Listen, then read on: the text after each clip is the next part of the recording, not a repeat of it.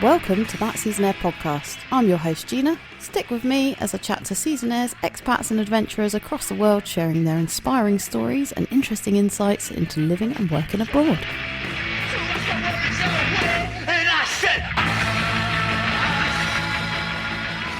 On today's show, we chat to ski instructor and holiday representative Rob Smith. Having discovered a passion for skiing at a young age, Rob decided the university route wasn't for him and instead decided to follow his heart to the mountains, pursuing his goal of becoming a ski instructor. In this episode, Rob brings us a wealth of wisdom as we run through the highlights of his 19 seasons across Canada, Japan, Italy and Austria, as well as his transition to a holiday rep position, setting the foundations for year-round mountain life. Today's show is full of laughs as we discuss Rob's mad Brexit border dash, his pandemic plane ride, the societal pressures surrounding season work, and what it's like to be on a chairlift during an earthquake. Stay tuned for an abundance of advice as we go through Rob's highs, lows and injuries, and stick with us right to the end to hear Rob's unlikely story of how a legless lady left his ski students in shock. Here's the show. So Rob, welcome to the show. Hello. How you doing? It's good to be here, thank you. Tell us a little bit about yourself. Where are you from? I'm from Bolton in the UK, where there are 0 mountains. I've arrived back in Myoften. Obviously, I've been in Myoften for several seasons, back and forth, but now I've kind of made the leap and become a resident in Myoften. Okay. Yeah. So you're an expat now, not Seasonaire? Yeah, I've changed from, Seasonaire life to expatriate, because we've got that EUV 50 card now. Are you allowed to say who you're employed by? It rhymes with Mingham's. And what do you do for a job? I am a resort representative, so basically a holiday rep. What age were you when you first started living and working abroad? I did my first season in 2006 and 7. I did an instructor course. So I started differently. I didn't start in the job I'm in now. I've transitioned into being a holiday rep. I started as a ski instructor. I did a ski course in Banff in Canada, an 11-week course where you learn basically how to be a ski instructor. You live in the mountains, and it wasn't a one way they guarantee you work at the end of it. It was just a full season basically where you go out, do your level 1 CSIA, which is the governing body for Canadian ski instructors. You do your level 1 in the second week, and then you do your level 2 in the 11th week. The last week of your season is the exam, and it was a great experience. I got into skiing by doing school trips. My dad was a teacher, and he went to America on his school trips. I didn't go to his school, but it was a bit of a posh school, and it basically started with me. I first wanted just to go to America. That was the draw for me. Oh, I get to go to America, and then skiing was the reason we went, and I just took to it straight away. I really enjoyed skiing, loved the mountains, and was pretty good at it. So I was going with high school, but I was obviously just year 7, and it was older kids and that, but I was the teacher's son. So what did you want to do when you grew up, when you were in school? I think there was various things. There was one point I was going to go in the army.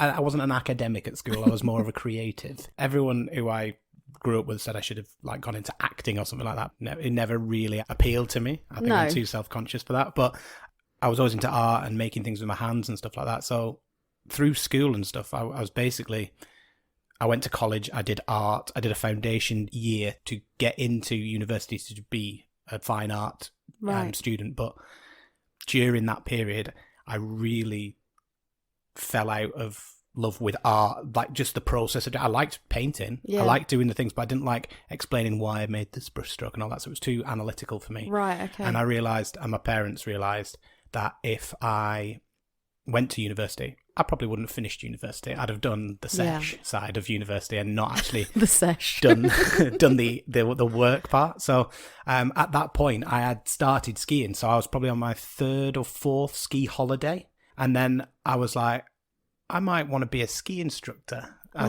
kind of said it out loud a few times, and my dad heard that, and my mum heard that, and they were like, well, if you finish your foundation course and you don't want to go to uni, then we helped your sister go to uni, like paid a few bills or whatever. We'll kind of, if you pay half, we'll pay half for this ski course, because it wasn't cheap at the time. And I was like, right, well, I looked into it kind of actively, found this course in Banff, 11 weeks, all these different things, so you get your level 2, and then that's obviously a level 2 you can teach all around the world with that qualification. So looked into doing that, and basically saved up for a year and a half working in a cinema, always thinking, right, I'm going to do this ski course at the end of it. And basically, once I did that, I really didn't look back after I started doing the course. The course was, I think it was 30 of us, and it was a great way to get in there, but it wasn't. I would not say it was the best way to become a ski instructor or become a seasonaire, if you will. Right. Everyone who was doing it, I think, me and one other person out of the 30 of us actually were actively there to become ski instructors and get a job in the industry. Everyone else was doing a gap year.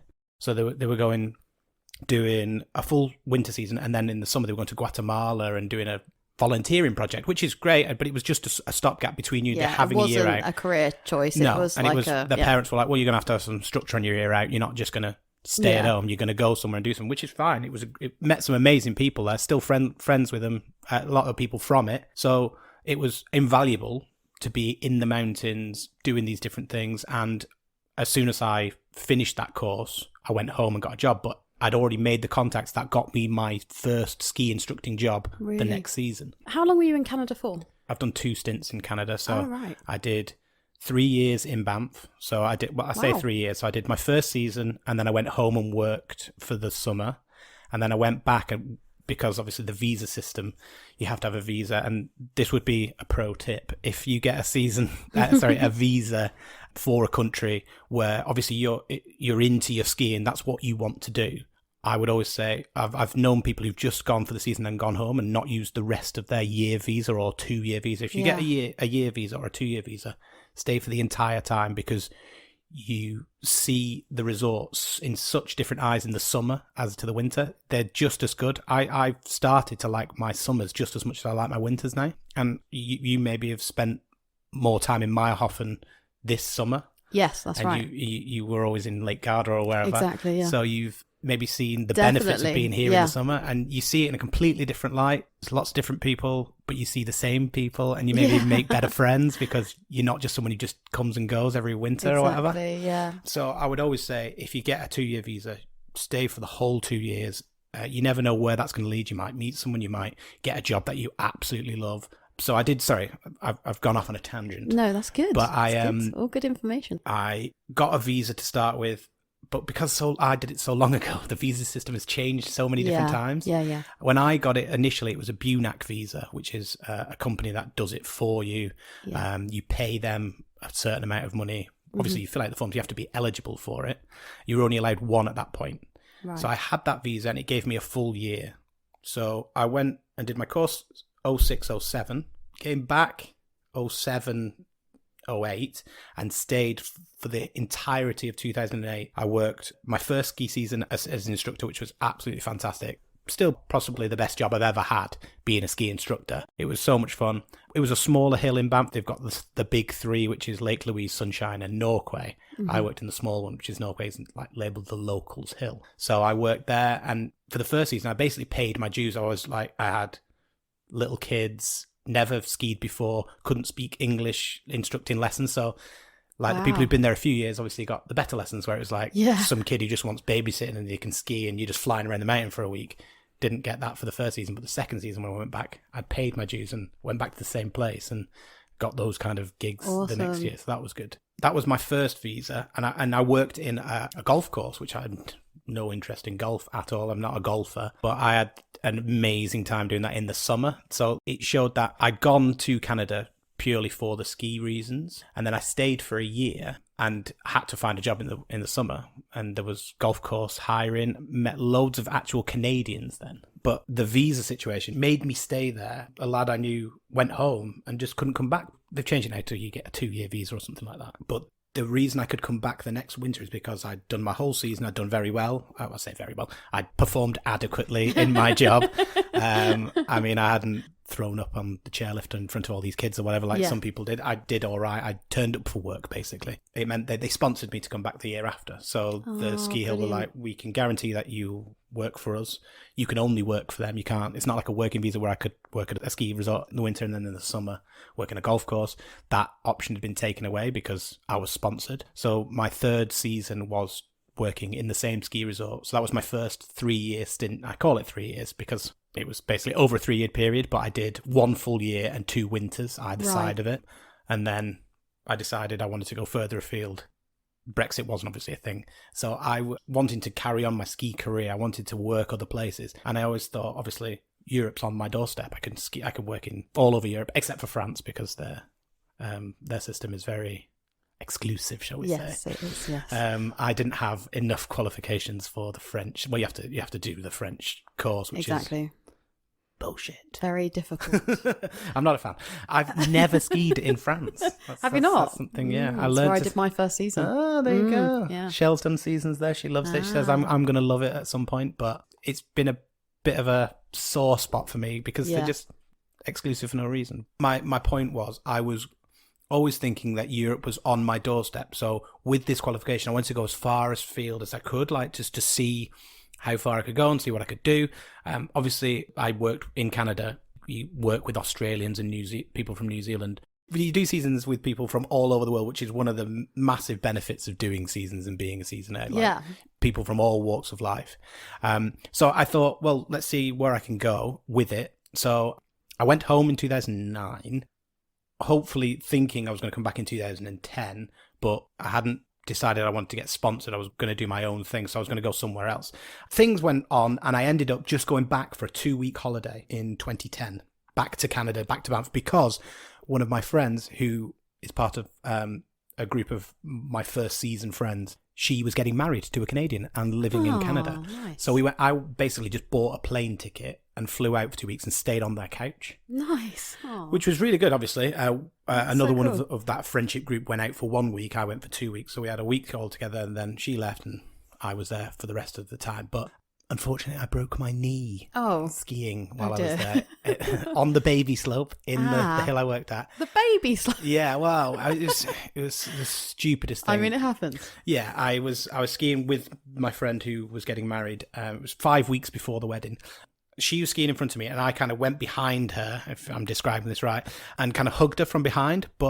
And we were turning, we were doing a big snow play, like you do, I don't know. And our ski brakes got jammed together. Oh, no. So we couldn't separate, and she freaked out. She couldn't stop, and I couldn't stop because she was kind of the controlling person. Oh, so I did the chivalrous thing, and I pushed her as hard as I could away from me to try and like break us free and into a fence, but it immediately backfired, and she bounced off that fence and landed on my knee, and it went and cracked, and basically my ACL was severed. It wasn't it wasn't a snap of my ACL. It stretched to a point where it took the chip of bone that was attached to my knee off with it, which sounds horrible, but it actually meant that it wasn't a repair that they need to take a bit of your hamstring and all that. All they had to do was put one screw in that bone and reattach it. Ah, okay. So that was good. Yeah, that was great. But the only problem was I was in Canada. I hadn't thought about anything because I'd lived in Canada. It was all, I'll just get a plane ticket and stay on my mate's couch. I didn't get any insurance. So I was in agony. I immediately stood up and my knee moved in a way it's never moved before, and I knew instantly something had gone wrong. I was like, So I hobbled I was at the bottom of the hill, hobbled inside, managed to get my ski boot off. My friend hadn't realised that I was really that hurt. I was like, I've hurt myself. And she was like, oh, you'll be fine. And then hobbled to the house, got my ski gear off, got in the shower, and my knee was massive. 3 times the size of what it was. And I was like, ooh. That's not good. Not good. And then I was thinking, right, what do I do now? I've got a week. I'm sleeping on someone's couch. I have no insurance. And like in Canada, it's like an American system for people who aren't from Canada. They charge for everything. So if I'd have gone into the hospital, I'd have got an MRI, an X-ray, some crutches and some painkillers, and it'd have been $5,000 or something like that. Oh my goodness. So I stuck it out. I was like, right, I'm going to sleep on your couch. My mate had some painkillers that he gave me from a operation he'd had, I think some Percocet or something. So I took some prescribed medication, sat on his couch and just waited it out. But I hobbled through the airport. I didn't have any crutches. So what we'd done, luckily, I found that the day before I'd done my knee, I'd been to the liquor store in Canada to buy some beer, and I noticed my peripheral vision that there was some crutches just outside lying next to a bin outside the liquor store. So I was like, can we go via the liquor store? I want to check something. She was like, okay. Drove past and they were still there. So I was like, right, go and get them. She ran and got them. And when I got them, like when I actually got them, I realised, yeah, they were the right height. They weren't too big, they weren't too small, but they were two separate crutches. So it was a big crutch on its smallest setting and a small crutch on its biggest setting, but they worked as a pair. So I'd stolen some poor homeless person's crutches or something, but they'd been there a whole day. So I don't think anyone was missing them. So I spent a week hobbling around my mate's apartment on these hobos crutches. Right. Managed to get to, I got a taxi to the airport. When I got to the airport, I found that obviously crutching with a ski bag and 2 bags is very hard. And they've got those trolleys that you have to squeeze to push. I couldn't do that because I had crutches. So I was kind of doing a squeeze, a push, a hobble, a push, a squeeze. It was a bit comical. Managed to get home. My mum picked me up from Manchester Airport and drove me straight to A&E. Had a scan. They told me exactly what was wrong. Within 2 weeks, they'd scheduled me for surgery, and within a month, I had surgery. And it was like a 12-week recovery. I had lots of physio, lots of different things. I didn't miss a season. I went away the next season. But that just wants to emphasise the point of, if you do go anywhere, do get adequate insurance. Because if I'd had insurance, fine. It would have been covered. It'd have been fine. Yeah. But the difference between the system that they have in America and Canada and in the UK, it just shows how invaluable the NHS is. Like, I didn't spend a penny. It would have cost me $5,000 just for them to say, we're not going to operate, but this is what's wrong. See you later. Whereas I hobbled into A&E in Chorley, where I live. Within 2 weeks, I'd had the operation, and I had 12 weeks of aftercare, including physio. They built, what's it called, a leg brace around my brace, like a bespoke leg brace, shall we say, like these things. And all for nothing, absolutely free, completely free. Not a penny was spent by me. That's the beauty of the NHS. I'm surprised they let you on the plane, actually. Yeah. Well, with you having crutches and everything. Well, being a rep and having to tell these people, like, oh, well, you're going to have to book an extra seat and all this. Yeah. No, nothing. I got there and she was like, oh, you're all right. I was like, I've hurt my leg. And she this was like, is not advised, by the way. For anyone listening, this is not the policy of any tour operator. Didn't have a fit to fly. Didn't have anything. No one knew what was wrong. You were lucky. Yeah. And she was just like, yeah, right, I'll get you an aisle seat. I was like, brilliant. Cheers. And that was it. And it was 2006. No, it's 2009. Sorry, it's a different time. Wouldn't happen now, wouldn't it? Oh, God, no. But, like, yeah, you get that with so many guests. Oh, I'll wing it. It's fine. And you get guests, like, they're in full leg cast. I'll cut it off if they don't let me on the plane. You're like, not advisable. But I did that. I was that guest. But I'd done it all without a tour operator, shall we say. So, yeah, get insurance, definitely. And big up the NHS. In conclusion, one thing that I was going to ask you actually is, how many seasons have you done, Rob? Well, since 2006-7, I've done a fair few winter seasons, but now I started adding summer seasons, and it just starts going mental, doesn't it, when you start adding summer, including winter summer kind of thing, which I didn't do for the first 10 years or so. I just did ski seasons as a ski instructor and got a rubbish job delivering pizzas or whatever when I got back. But with all of them, I think I'm about 19 seasons now. Wow. Did you enjoy it, by the way? Did you enjoy Canada? I absolutely loved it. Other than, obviously, the UK, which is my home, Canada and Austria are the two other places that I could see myself living, where I've been for an extended period of time. It's a place where I could definitely see myself living. I do miss Canada. It's a very nice place. The skiing is absolutely amazing. Everything's outdoors. Where I was, obviously, I wasn't living in cities. I lived, obviously, in Banff, which is a national park, loads of wildlife, golf course in the summer. So I was outdoors all the time, mountain biking, hiking, climbing, all that kind of stuff. That's the kind of life that I was attracted to. Yeah. So that was the big draw about Canada. Because they have that, and if you wanted to live in a city, they have that. You could live in Vancouver and have it on your doorstep. You can have both, best of both worlds, can't you? So that's what drew me to that, and it's what draws me back to Meyerhofen and to Austria as well. Like, it's the same vibe, but obviously the good thing about Canada is there's no language barrier, which I'm discovering is very hard to learn another language, for me anyway. If you are going to go somewhere like France or Austria or wherever, it's always good to have a bit of language, because people are so much more not friend. Well, I don't have any German up until now, and I've been here 4 years now, and it's a very friendly place. But I think if you make the effort to try and do it in Deutsch, Deutsch, not German. If you try and do it in auf Deutsch, they really do respond to you, and obviously, and especially in France, because if you don't speak French. And It can be a bit difficult, can't it? Well, like I say, I've never skied in France, but I've been to the cultural centre of France 3 times. Euro Disney. 3 times to Euro Disney, nowhere else in France. I've seen what it's Very got cultural. to offer. Oh yeah, Euro Disneyland. That was beautiful. Thank you. After Canada, you went back to the UK. I did go back to the UK with a broken knee.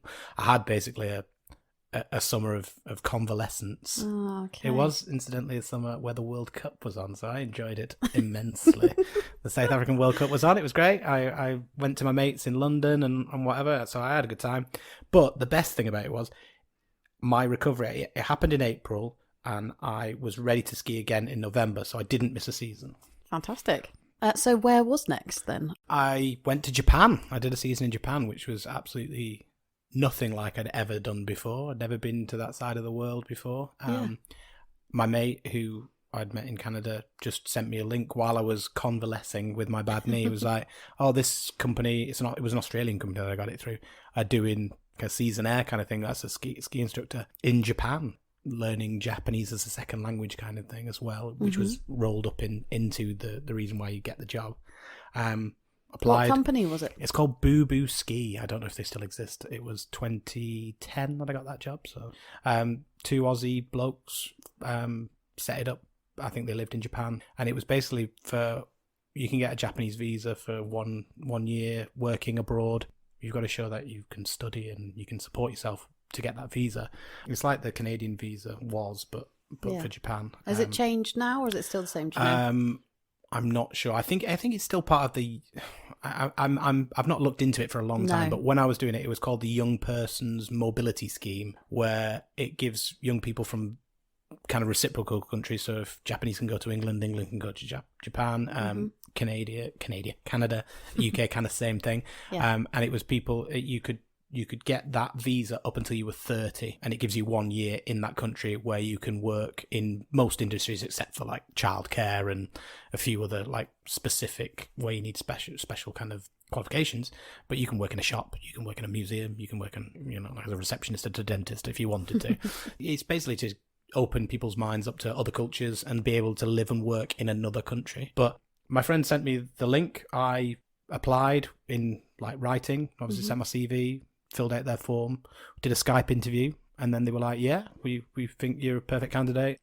We've got one resort in Hokkaido, which is the North Island of Japan, 2 hours away from Sapporo, that are looking for British-speaking instructors. One of the criteria of getting the job was I had to do Japanese lessons over Skype for about 6 weeks before I went. It was included in the package. Do you remember any of it?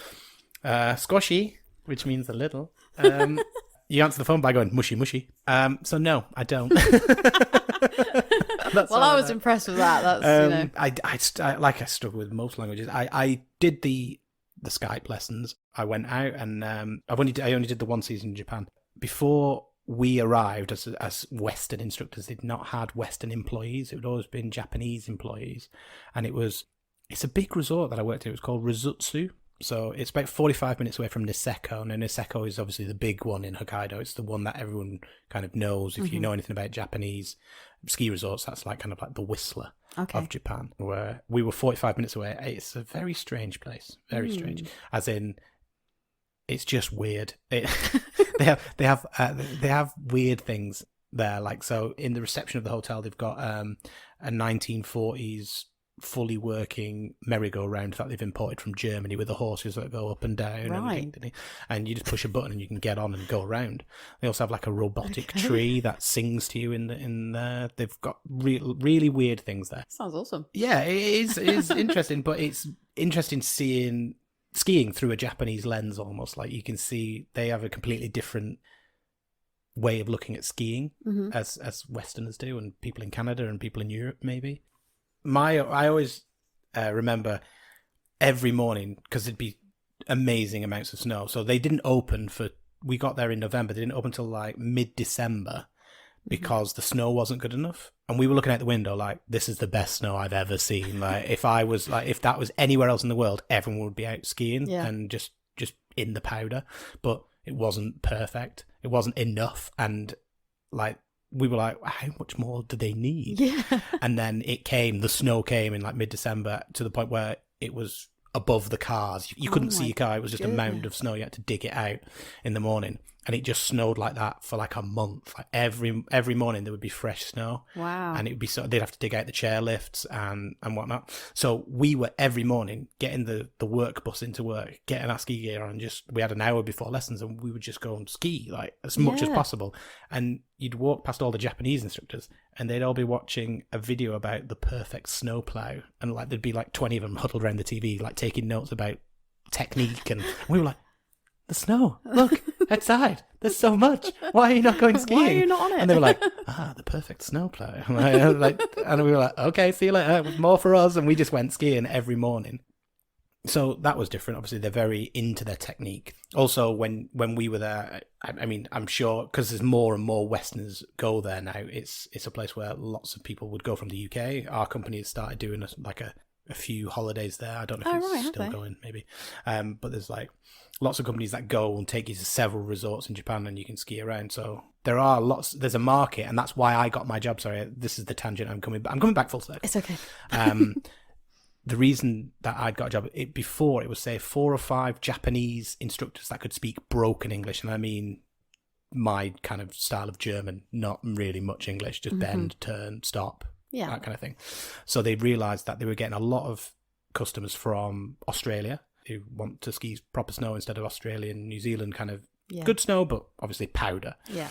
And people from Hong Kong, their second language is English. It's not Japanese. So they needed a group of us to come and do it. And we were the trial, basically. This Boo Boo ski was brought in to recruit for them. Brought about 15 to 20 of us out, a mixture of British people and Australians. And we all lived in the same little place. It was a staff-a-com. It was like a purpose-built staff-a-com for this resort. And we were the trial. And it's still going now. They've still got loads of instructors. I think I still see it on Facebook, like at that resort. So it's got bigger and bigger each year. Lots of people go, and it's a great place to go, but it's mental. They've got ponies on the slope and stuff. Like there's just like a little stable halfway down one of the runs, and there's just like little Shetland ponies. That's the owner's he just buys things frivolously. I think he's got 6 roller coasters and like a monorail. That goes between 2 hotels, and they've got one of those, like, you know, those robotic bands that are like teddy bears, and they play like the ukulele and sing. They've just got weird things. Sounds very interesting. It's a very interesting, weird place, but very culturally different. Very culturally different. The skiing was absolutely amazing, fantastic. Yeah. The most powder I've ever seen. You could jump off like a 10-foot cliff and you'd be fine. No problems at all. You just land in the snow. When I said I was going to Japan to a lot of people, oh yeah, it's great. It's like people who'd never been were saying, oh, well, they're really into wanting to learn English. They all try and speak English. They won't even let you speak Japanese because they all want to learn English and speak English. Mm-hmm. That is not true where I went. No one spoke English. It was like this rural little town. In the summer, they farm asparagus. In the winter, they've got the ski resort. And it was just like, there was one little karaoke bar that we went to a few times, and there was a 7-Eleven where we did our shopping. But they don't speak any English. I got a phone through the company. The network was called SoftBank. It was in English on the phone, said SoftBank. And I went to top up my phone, and the girl in 7-Eleven was like, I was like, SoftBank? 100 yen or whatever it was. I can't remember. It's a while ago. I was like, SoftBank money. Can I top up the phone? She was like, oh, I don't understand. Like, obviously, I was speaking English. I wasn't speaking Japanese. Not her fault. We were in Japan. I said it about 4 times, SoftBank. I want to put money on this phone to call. And she was like, oh. And then something clicked in her head, and she was like, oh, Softobanko. And I was like, that wasn't that far from what I was saying. I was saying SoftBank, and you said Softobanko. And she was like, yeah, did it, no problem. But that's the difference between, they just don't understand English. And where I was, obviously, there is lots of places. Tokyo, you go Tokyo, wherever, there'll be lots of places where they speak perfect English and Japanese. Yeah. But it was a bit of a rural town where I was. They struggled with the understanding of me going, SoftBank, 100 yen. So quite an experience in Japan then. Yeah. Again, real Japanese experience. Completely different to what I'd done before or since. So how long were you there for? 1 year, did you say? No, I could have been there for a year, and I had planned to do my ski season, which was, it's a shorter season, so it's like December till like mid-March, but I was going to stay longer and travel, go to the main island, get the bullet train, go to Tokyo and all these different things. Mm-hmm. But I was there when the big earthquake happened in 2011. Fukushima nuclear power plant melted down. So we were there, like, it was weird. Like, I heard the earthquake from the chairlift, big rumble. Didn't know what it was, obviously. I was like, oh, it seems like thunder or something. And got back to the kind of clubhouse where we all the instructors were, and all the Japanese instructors were huddled around this tiny TV, like watching it, and you could just see the wave and these cars being washed away, and someone was like, there's been a huge earthquake, and like there's been a tsunami, and then for the next week it was just people trying to contact home, and all the Japanese people like ringing home because they'd come from the main island to work, and the phone lines went dead, and it was a really strange kind of time. And then obviously my mum was ringing me saying, this nuclear power plant has melted down, there's radiation in the air, what's happening? And I was like, it's fine, because that's the information that was coming out of Japan at the time. They were like, there is no problems, there has been a minor problem, no meltdown, none of this. But like the readings from everywhere else were saying, there's been a meltdown, there's a problem, radiation is in the air. And the Japanese kind of, they were just saying, no, it's fine, nothing went wrong, it was a minor blip, but they were in full meltdown. So I was going to travel from the main island, from Hokkaido down to the main island, but I was going to get the ferry across. That had been washed away. All the trains were disrupted, everything. So it was just like, go home. And also the British consulate were saying, if you're a British national, come home because there's radiation in the air. I think I came back 2 weeks earlier than my flight was previously booked for. It was British Airways did it for free because it was like Foreign and Commonwealth Office advice to come home. You didn't have to pay like £100 admin fee like they charge you. So it ended abruptly. It ended where I obviously wanted to see a lot more of the country, and I do really, really want to go back to ski and to see obviously more of Japan. But it was a very strange time that I was there, and it ended. Sounds it. Yeah. After Japan, what happened next? Where were you? I wanted to go back to Japan. The visa system that they had was, if you wanted to get sponsored by them, they could only sponsor, the only way they had a sponsored visa, like the one where I did it with Canada, they said, oh, you have the qualification to do this job, we know you can do this job, we'll employ you again.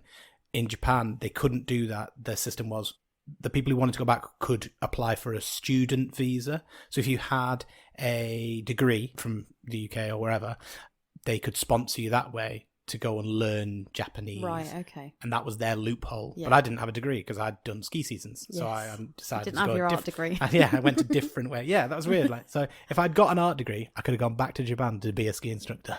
But because I didn't have that, I couldn't go back. We make our choices. We got to live with them.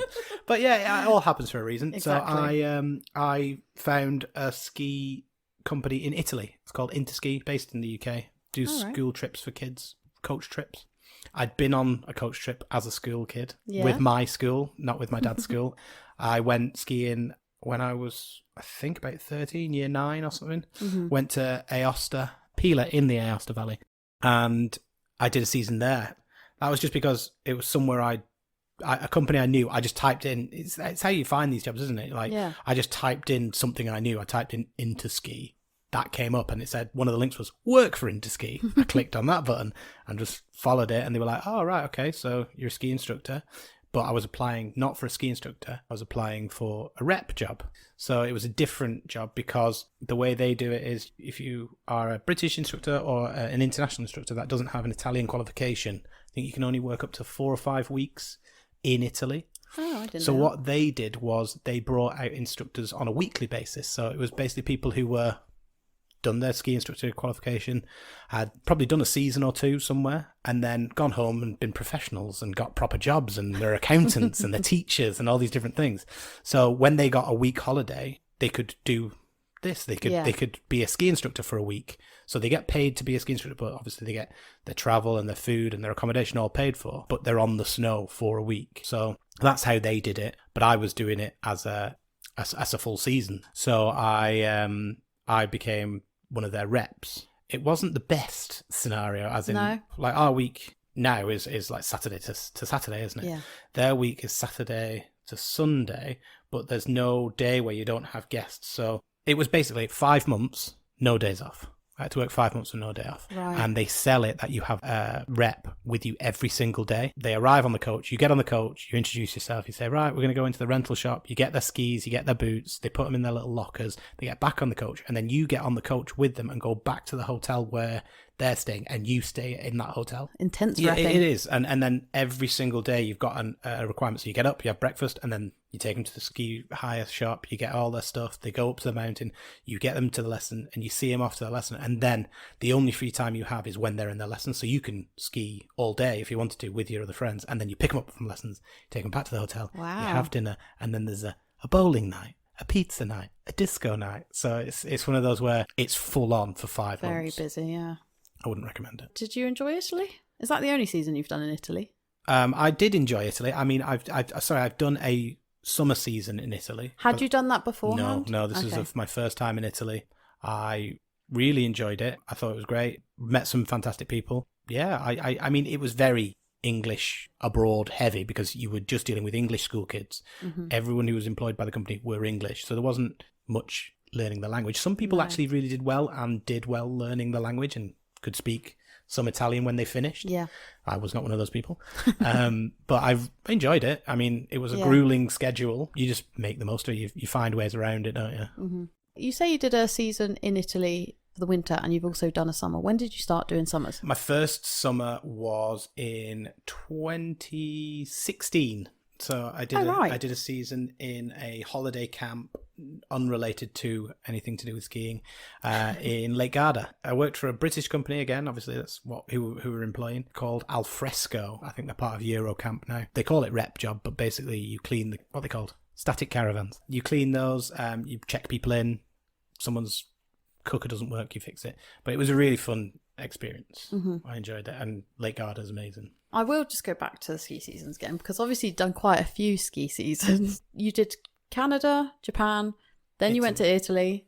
What other countries have you done seasons in? I went back to Canada then for 2 years. Right. So I went back, but I went to a different place. I went to Whistler this time instead of Banff. I went to Whistler, the two main ski areas in Canada. Mm-hmm. So a little bit of what happened was I met a girl in Italy doing the same job, and then I'd always decided that I was kind of going through the visa process as I was working in Italy for Canada, because I was only eligible for that one visa for Canada what I did 3 years ago or whatever, with the first BUNAC visa.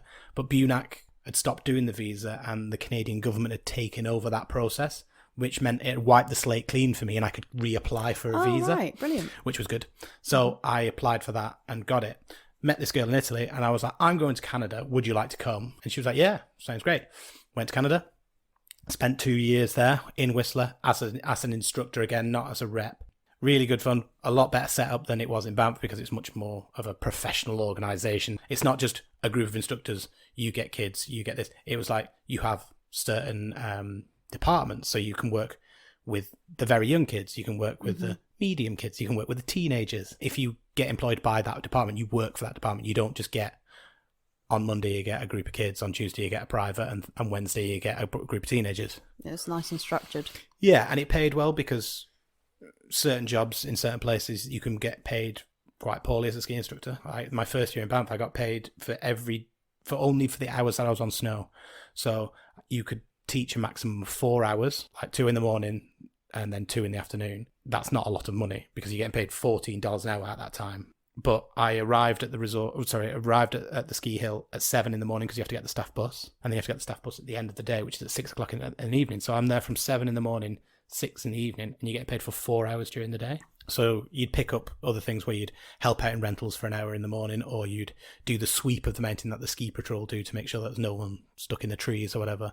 In my second season, I had to supplement my wage, and I did a full day in the gift shop, just working there, yeah, just because I couldn't earn enough money to kind of survive. Well, not survive, but live. So I did it that way. But in Whistler, when I was working in this department, it was as soon as you get to work, you clock in and you pick up the kids and you've got them all day and you give them back and you get paid for every minute, even at lunch, because you're looking after them at lunch. So you get this, it's not just 4 hours that you're teaching, it's the whole day. Okay. So it's much better. So yeah, we were there 2 seasons. I did 2 winters, and in the middle I worked in Blackcomb as a trampoline kind of person. A trampoline person? So at the bottom of Whistler, they've got like a little kind of, I don't know, well, I don't know what you call it, like a little kind of play area for the kids. And different companies work there. And I work for one of the companies where you have those bungee trampolines where you attach bungee cords to a harness and you ping people up in the air.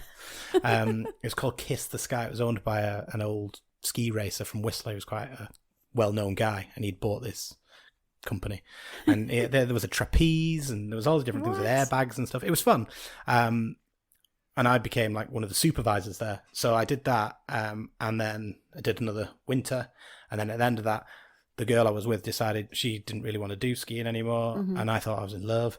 So I was like, yeah, okay, let's stop doing seasons. And so I moved. I didn't even go home. She was from Folkestone. I'm from Bolton. That's obviously the length of the UK. I lived in the northwest. She lived in the southeast. So I didn't even go home. I went straight from Canada, moved in with her parents for 5 months, and then we got our own flat. And I was working in B&Q at the start, and then I worked, which was the worst decision of my life, worked in a call centre. I was selling travel insurance to people over the phone, and it was just, it was soul destroying. At that point, I thought I was in love and I wanted to see where it was going, blah, blah, blah.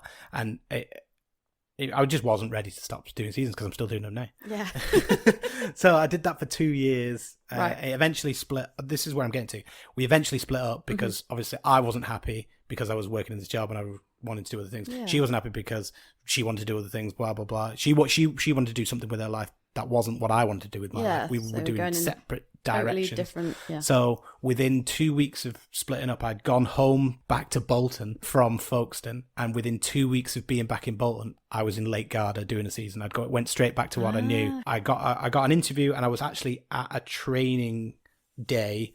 I was going to be doing like home care for the elderly and people with like disabilities. So you go, they have a home and they can live, but you go around and make sure that everything's all right. Do a bit of tidying, make them some food. I was doing that, and then my mate, who I'd done a season with before, she was like, "Oh, I'm going to Italy to work in Altomincio for Alfresco," and I was like, "All right, yeah." Like, it was just an in passing kind of comment, and then I kind of Googled it, and I was like, I'm going to apply. I applied and got the job, and I was like, worked in the same. I just turned up, and I was like, "Oh yeah," and she was like, "Oh, you again? You're following me." So it just showed that I wasn't ready to quit my seasons. Yeah. I went back to something I knew straight away from where I was like, obviously a bit down in the dumps. I just split up with someone that I thought I was going to be with forever. Like, we'd been together for 4 years. Yeah. Like, I got dumped as well. Like, she was like, "I don't think we should be together anymore." And I was like, "Yeah, probably not." But I wasn't the one who's going to be the one to pull the trigger. And so I immediately went back to something I knew. I went back to seasons. I went back to being abroad and doing this kind of job. And I immediately felt straight at ease with it. I was like, well, this is what I should have been doing. I shouldn't have been working in a bloody call centre selling travel insurance. I should have been travelling instead. Well, you found your way back to it anyway. I did. It called me. It called you back, yeah. I was finding myself again. I was learning to love me. Yeah, I mean, obviously, it takes a while to get over a breakup, and especially a breakup where you think there was never going to be a breakup. That was the one. The reason I finished seasons was because I was moving in with it. We were going to have kids. We got a house. We got a car. We got a cat. 2 cats. Wow. So I proper put roots down. It wasn't like I'd half-arsed it and was like, "Oh, I want to do another season." It was like I'd gone all in on that scenario.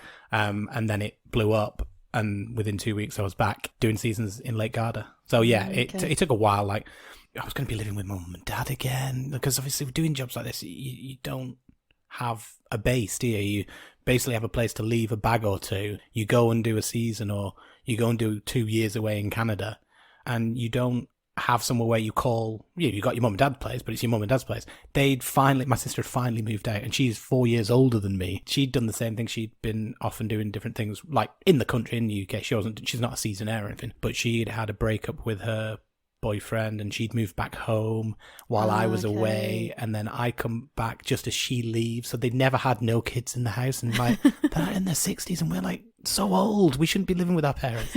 So I just felt like I was under their feet. Obviously, they weren't saying go away. They were welcoming me with open arms, but I felt like I was under feet. So I immediately was like looking as a way out. And if it wasn't abroad, it would have been having to get a really proper, serious job and pay rent somewhere. And I wasn't up for that at all. I was just like, no. That's one of the benefits in Seasonaire life is a lot of the time you get accommodation included, or you get various things included where you don't actually have to put a deposit down on a place to live, or you don't have to make very serious life choices. And most jobs that I have had have included the accommodation because, again, you've probably never been to the resort that you're going to be trying to get a place to live in, so it needs to be included, really.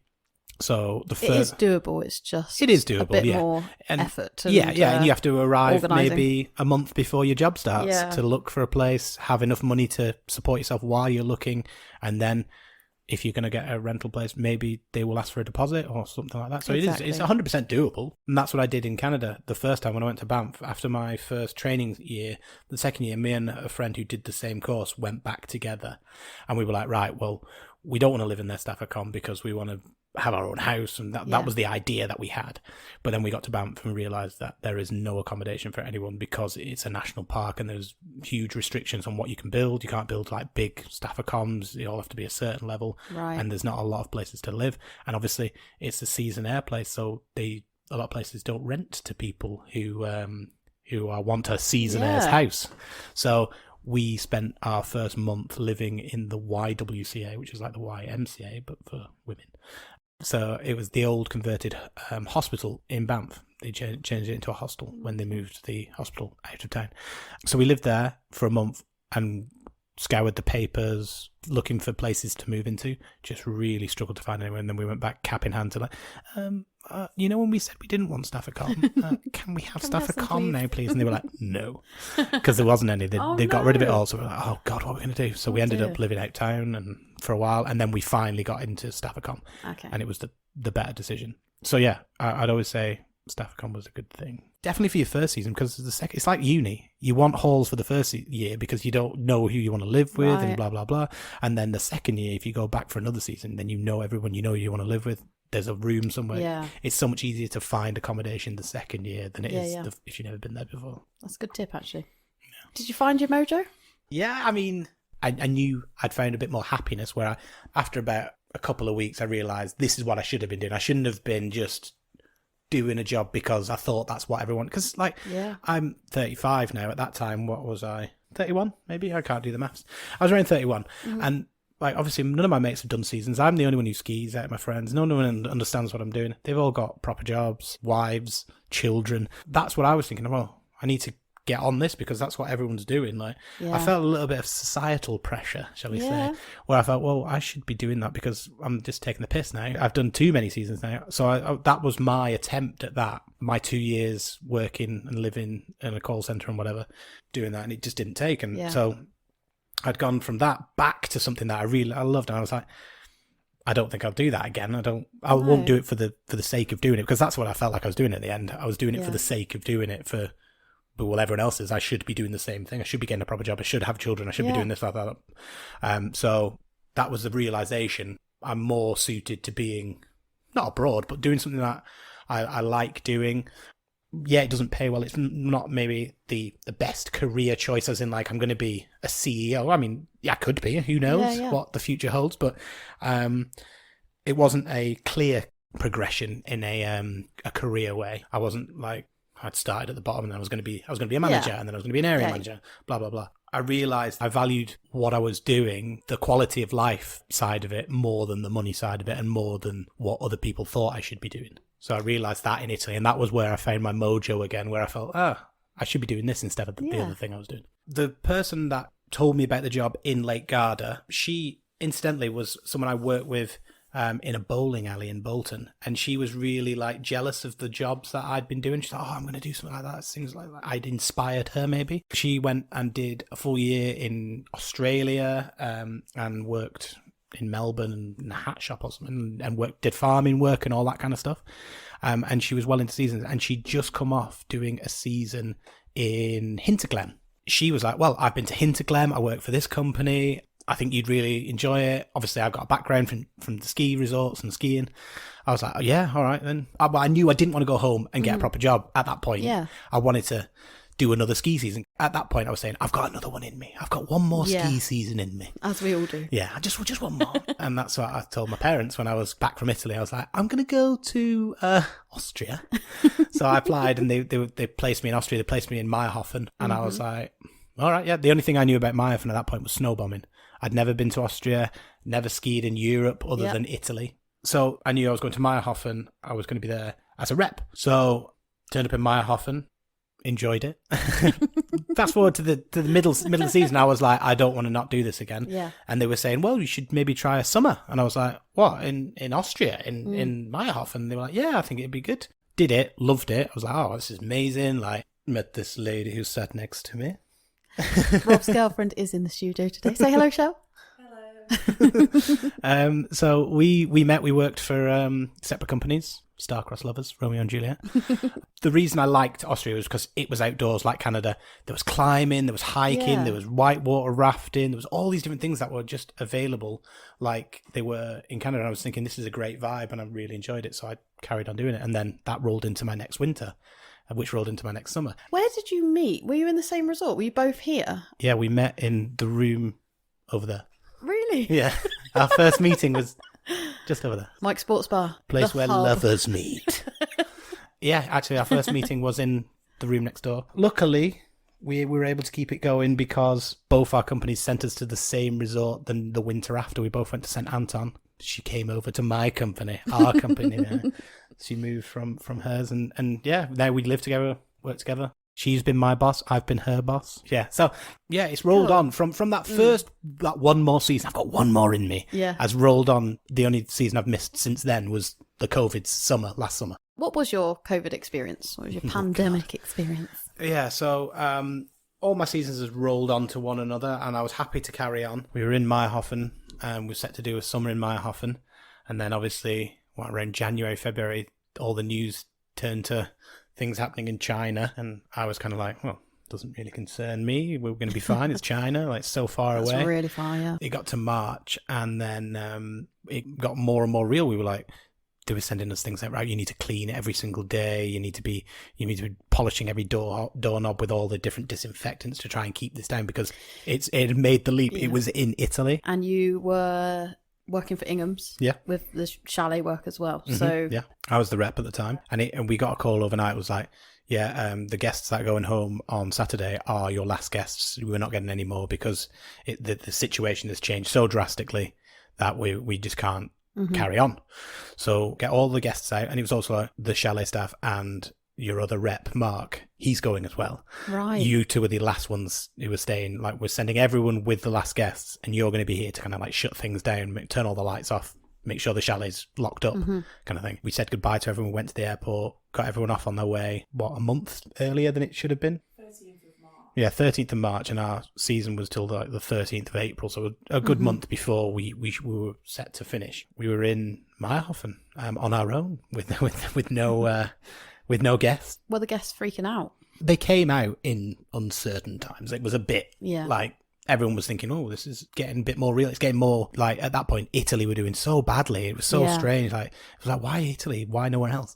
Yeah. Obviously, I hadn't made the leap to everywhere else. We had to shut down the chalet, so we started cleaning it but we were doing the job of 4 people when it was just us 2 and no time to do it. And as we were doing it, we found out, obviously, they'd gone into lockdown in Meyerhofen, gone down into lockdown in Austria, so you could only go out for work and all the hallmarks of a lockdown. But this was the first time it had happened, so it was a really, really strange experience. Obviously, you experienced it as well. Yes. So we had to stop cleaning the chalet because people in that building had got it, so we couldn't go back in. So we just left it as it was, like in the midst of the clean. So, it always gets worse before it gets better. It was at that point where it was really bad. And then we spent 2 weeks living in our accommodation. Lovely accommodation, lovely place to live. We didn't want to leave until the company had managed to liaise with the Foreign and Commonwealth Office and got an emergency flight for all their staff to get out of the country to get us home. So they flew us home on the 21st? 28th. On the 28th of March, back to Birmingham. Picked up COVID on the flight. Oh, did you? Yeah. I didn't know that. Yeah, I got COVID on the flight. No. I was fine for a week when I got home, no problems. And then on like the Friday, felt a bit ill. And I wasn't breathing bad or anything like that. I had the worst headache I've ever had in my life, and it just stayed for 10 days. So it was just awful experience that way. So good souvenir from the season. I got better, obviously. We got proper jobs again. We worked because what were you doing? I was of the mindset, well, when we go back for summer in Austria, it won't last long. I was thinking, we went back in March. I was thinking, August, we'll be back in Meyerhofen. We'll be doing our season. It'll be fine. Shell was not of that opinion. She was like, I don't think summer's going to happen. Like we were pretty sure that obviously winter was definitely going to happen, but summer was a write-off in Shell's mind. I still had a little bit of hope. Shell knew it, so she was like, I'm getting a job. So she started working in Morrison's in the bakery, and I started working for Amazon. I was working in the warehouses, picking, packing, all that kind of stuff. Like I say, it was a job. It was a good job, as in it employed me, it paid me. I stuck it out for 9 months, but I knew I was coming back out here. That was my plan, obviously, the whole time. Yeah. So we spent our summer doing that, and always thinking, when are we going to get back out to Austria? When are we going to do this? We'd already decided before the pandemic that we were going to do this for the next good few years, enjoying our life and traveling and working. But then obviously the pandemic shut down the summer.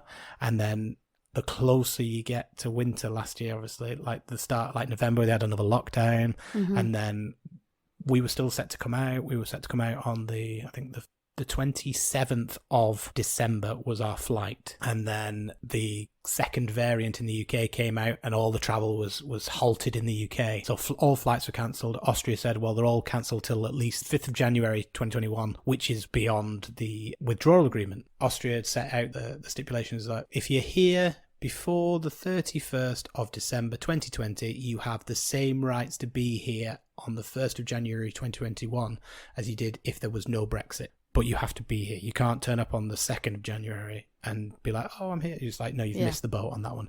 So we needed to get back to Austria before the 31st. So the 27th was obviously cutting it fine, but the company had sorted it all out. We were getting flights, and it was going to be still enough time to get all registered and be in the country and be fine. But once that travel ban came in, there weren't any flights. You just couldn't fly. And obviously the company couldn't sort us out any other mode of transport because the borders were closed. France closed the border at Dover. That caused loads of problems. There was tailbacks, all that. So during the midst of this, I lost a bit of hope. I was like, we're not going to make it back. What we're going to have to do, we're going to have to carry on with our jobs. I'd quit my job at Amazon at that point. And so had Shell. She'd quit her job in a week before because we were definitely set to go out. This variant wasn't on the cards at that point.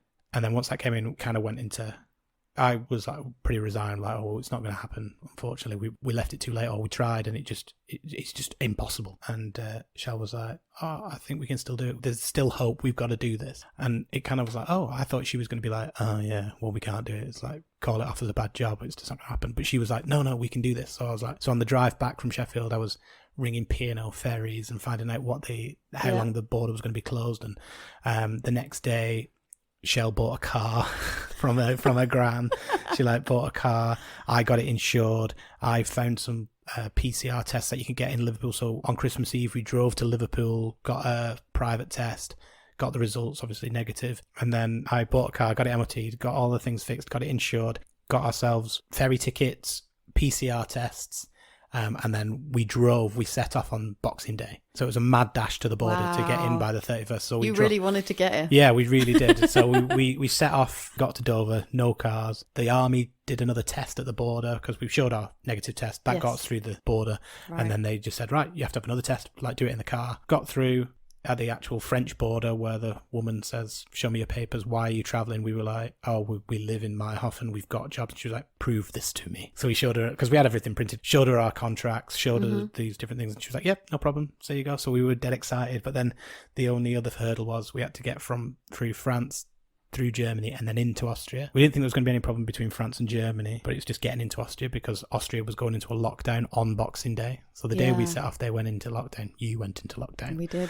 So we got to Kufstein at about 1 o'clock in the morning, 27th, and there was a roadblock. And we were like, oh God, what if they turn us away at this point? We're so close. And there was a few army kind of Red Cross kind of, they were all at the border like, hi. We were like, yeah. And it's like, what's your purpose for travel? We were like, oh, we live in Meyerhofen. And they asked for our contracts, showed our contracts, and he was like, just give us the nod. And we drove through. And what time did we arrive in Meyerhofen? We arrived, I think, at about 3 o'clock in the morning in Meyerhofen on the 27th. And it was just like, Wow. I think I'd been holding my breath from when we set off at 3:00 in the morning on Boxing Day until we got to my house. And we did like a little dance when we got out to our accommodation. It was just like, it was the maddest dash to the border we've ever attempted. It was just get everything, get to the border, get here, because everything rides on being here before the 31st. And well done. The anxiety started to dissipate in like February, where we're just like, oh, we're still here. This is great. What have you been doing since? A lot of skiing. Well, we obviously got here with a thought that we were going to have guests, we were going to have people here, we were going to, and the pandemic has had other things to say, shall we say. It's not gone the way that everyone's hoped. It just keeps getting pushed back, and I'm staying positive. I'm not losing hope. I'm thinking the industry is 100% going to bounce back. The amount of people that have talked to me who they just want to go on holiday, and some people have missed 2 seasons. That's right, yeah. So of all the places that you've been to, if someone could only go to one of those places, which one would you advise them to go to? I'm going to kind of say a cheat answer, because I'm going to say a reason for each one. So Canada is amazing. I think it's great because it's a different kind of skiing to maybe if you've only skied in Europe. There's loads of tree skiing. There's lots of powder skiing. If you go to Whistler or if you go to Banff, there's, depending on obviously the snow of that season, you can get a bad season. No snow, you can get an amazing season. Loads of snow. Yeah. I think it's great because it's not too removed from British culture. Very friendly. There's no language barrier. It's a great place to go.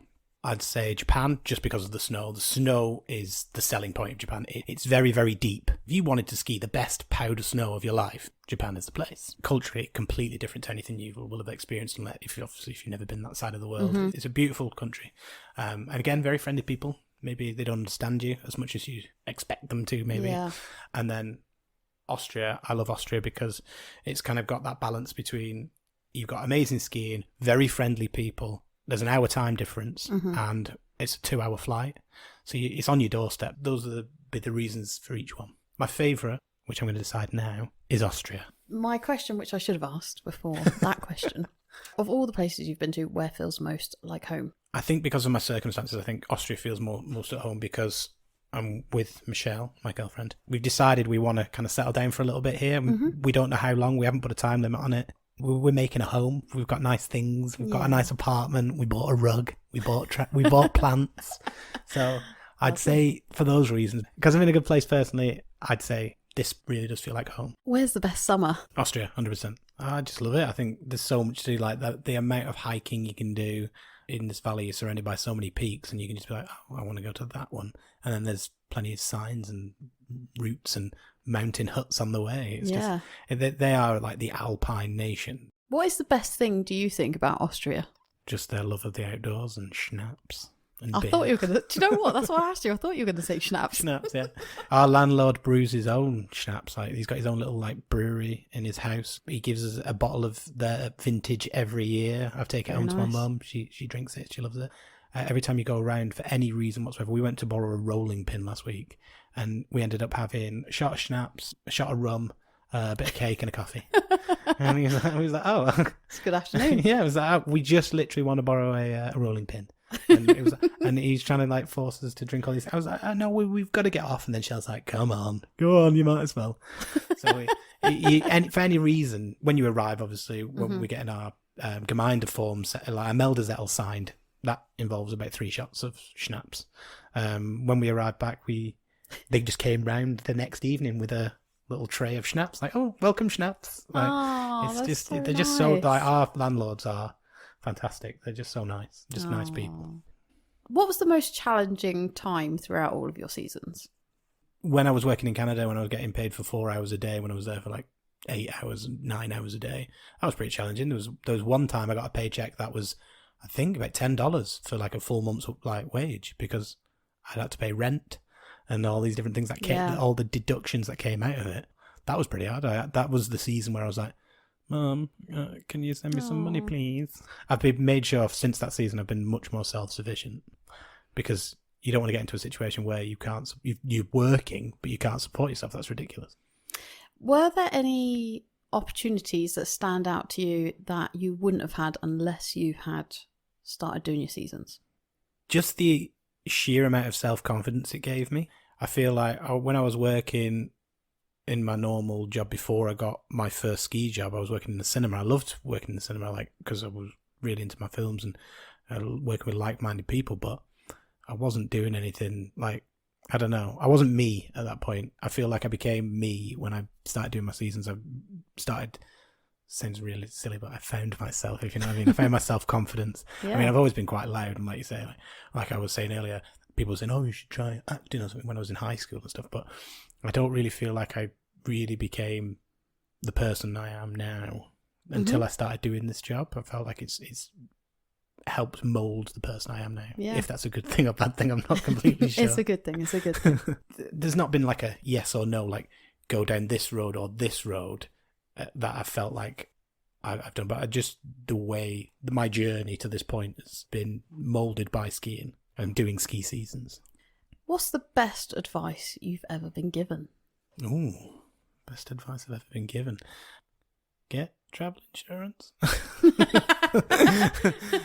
No, I think there's not specific advice, but the way my mum and dad have been just like, pursue things that you enjoy, that you want to do. They were kind of the ones who said, don't know if uni's for you. I don't know if you're going to enjoy it as much as... I think I was just doing it because everyone else was doing it. That's what I was thinking. And they were like, maybe uni isn't for you. Maybe you find something that you want to do. And once I mentioned a few times that I wanted to do ski instructing, they were quite vocal in the support for it. I'm remembering someone I did a season with in St Anton. He has a tattoo on his chest, and it's like the globe with an aeroplane going around it. And it says it like some inspirational quote, but what we kind of translated it to was, don't let your dreams be dreams. And it's such a terrible tattoo if it was that, but it isn't that. But every time he took his top off, we were like, don't let your dreams be dreams. So that's a definitely good quote to live by. My next question was, what quotes do you live by? Don't let your dreams be dreams. Sorry, Ryan, if you ever hear this, I like your tattoo. Ryan, you're an inspiration. Yes. So a lot of the time when you're doing seasons, you are living out of a suitcase. Mm-hmm. Is there something you take everywhere with you? I'm not as sentimental as a lot of people, I don't think. I take essentials, obviously, things that I need to do, the things I do, like skis and boots. And when I'm traveling, like backpacking, because I do that hopefully once a year until COVID came. With this job, it affords quite a lot of time between, say, the summer and the winter. So you get October to November off. The past 4 years, I've been away for like a 5-week period. Traveled quite a lot of Southeast Asia and all that. I always take a bag with me that I can have separately from everything. So I have all my travel documents in there. The one thing I do take quite often now is my Nintendo Switch. I play on the plane. I'm a bit of a gamer, so I like to play games, and it keeps me entertained and passes the time a lot faster than reading a book for me or whatever. So I've got my Nintendo Switch. Is there anything that you wish someone had told you when you were younger to inspire you to go and do this sort of life? Yeah, I mean, don't follow the herd, shall we say. There's nothing wrong with the herd. It's not a negative if you've got a proper job and a wife and kids and all that. It's just, that's not always the path for everyone. Like, my sister went to university and she's got a proper job, and now she's got 2 children. I've got a niece and a nephew, which is great.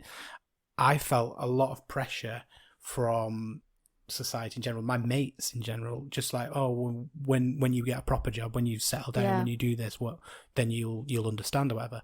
But I asked my friend that. I was like, I remember coming on between some seasons, and I was asking him, I was like, oh, I feel like I should be doing what you're doing now.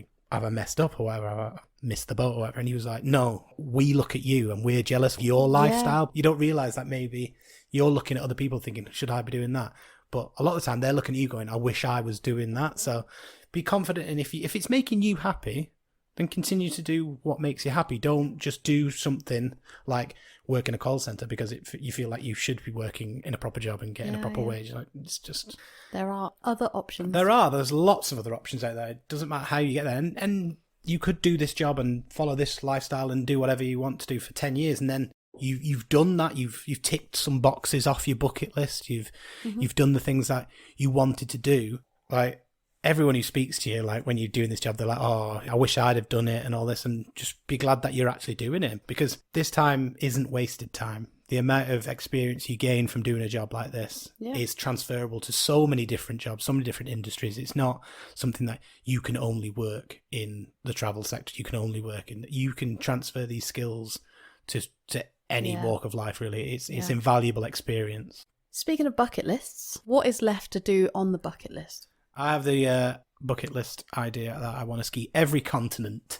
So I've ticked a few off. Cool. I want to do South America, obviously. I want to go to Chile and ski there. Maybe Argentina. There's a few ski resorts in Africa. There's one in Morocco, I believe, in the Atlas Mountains, and also South Africa. Obviously, I've not done New Zealand or Australia, which is definitely part of my ambition. So yeah, there's a few I've still got to get to. Probably going to be holidays, but I've got that ambition still in me, the burning desire. Cool. Yeah, what a good idea. Do you have any particularly memorable or unlikely stories from your seasons? Yeah, so one that springs to mind is when I was working in Canada.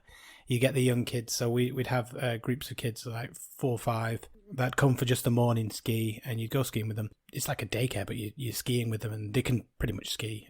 It's not much of a lesson, it's more of supervised time on the mountain. But because they're so small, when you get on the lift, you can take one either side of you, but you've got a group of 5 or 6. So the rule with our ski hill was you have to send the little kids with a responsible adult.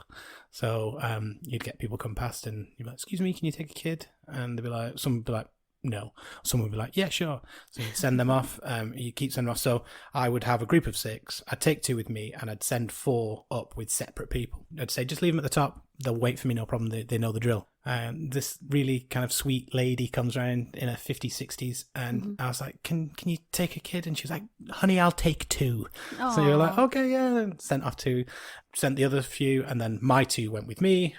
We go all the way up the lift. It's about a 5-minute ride, just chatting, singing songs as you do with the little kids. And as I'm getting close to the top, you can see the group of kids that are waiting for me. And the lady that was really nice was like, I'll take 2. Sat on the ground, and the kids, who were a lively bunch, are just like kind of staring at the ground and not doing much. I was like, this doesn't seem like a normal situation. So I'm thinking, what's happened? Have they tripped her up? Has she really hurt herself or something? Get to the top, and all the kids like white-faced, just like not saying anything. I was like, hey guys, what's happening? And she sat on the floor. I was like, what's happened? And she's what has happened is she's got a fake leg and it's fallen off on the lift. No. So obviously you don't know that someone's got a fake leg. So these 2 kids that are with her have just watched an old lady's leg fall off, ski boot and ski attached, and just been like, what has happened? And she obviously has had to get to the top with one leg, get off the lift and be like, what do I do? So I got to the top, I was like, okay. So I had to tell the lifty, like, her leg's fallen off, it's in the park, can you go and get it? And basically I wasn't waiting around with these kids. I was like, we're going to go now. And she's like, it's okay, honey, yeah, thanks. And I was like, bye, and left her sat there with one leg while someone went to retrieve it, and I never saw her again. Those poor kids. They were like, why did you have one leg? I was like, I don't know, she's fine, it's great, just forget about that. Maybe repress this memory, children. This is one for therapy when you're 30. Yeah, you're right, that is a memorable story. yeah That poor lady. Yeah. Well done for carrying on. Yeah, well, it was an awkward lesson after that. And then every time, like, you give the kid back, you're like, yeah, there's been an incident. What happened? A lady's leg fell off. You might need to explain that to them. She's like, what? Okay, yeah, I'll deal with that at bedtime. You don't know what's under them salopettes. You certainly don't. Right. Back in the room. There's only one more question, really, that I need to ask. And that is, have you got anyone you want to nominate to come on the show? Well, this lady sat next to me here, Michelle, who has shared a fair few seasons with me now. I think she'd be an excellent person to talk to. She's come from a different background as well. Like, I went from the ski instructing side. She came from more the chalet girl side. You up for that? Yeah, why not? Yeah. She's looking at me like she wants to hurt me. She's shy, but once you get her talking, she'll not stop. Yeah, That's have good, yeah. to have part 1 and part 2. It's like a bit of Lord of the Rings. Anyone else? I would say Angela Kerwin, because she's Shell's best friend. They've got completely different backgrounds, but they're both still doing ski season, so there must be something to it. And she's got a lot of insight into different things. She's been on furlough on a paddleboard in the middle of Lake Garda. That'd be fun. While writing a book, yes. Another person that I've done seasons with, a very nice guy from Madrid called Guar Bermudez Garcia. He lives in Canada at the minute. That's where I met him, and he's still there, the lucky person. So yeah, I think he's a fantastic person to speak to, because while we were doing our seasons, he was doing his degree in architecture, but he's turned that into a job working for ski lift companies, where he actually designs ski resorts and stuff like that in Vancouver. So he would be a very interesting person to speak to. Yeah, second architect as well after Maria. Oh, okay, there you go. It's a theme. Hey, building on it. Exactly. Rob, thanks again for coming in. And see you next time. It was a pleasure. Thank you. Thanks again to the hilarious Rob Smith for coming on the show. That was so much fun and a massive insight for everyone. If you enjoyed that and are new to the show, then why not scroll back through our earlier episodes, starting with episode 1, where I talked to the wonderful Lauren Lamari about snowy winters and super yacht summers. As always, don't forget to check out the show notes for any links relating to today's show. You can now click to subscribe on any podcast platform to get new releases of this show as they come out, so please click and subscribe. A massive thank you to our sponsors Mike's Sports Bar in Meyerhofen, Wandering Woods Coffee in the UK, and of course thank you to Mondo Wave for the music. Thanks for tuning in, guys, and I look forward to seeing you all again next time.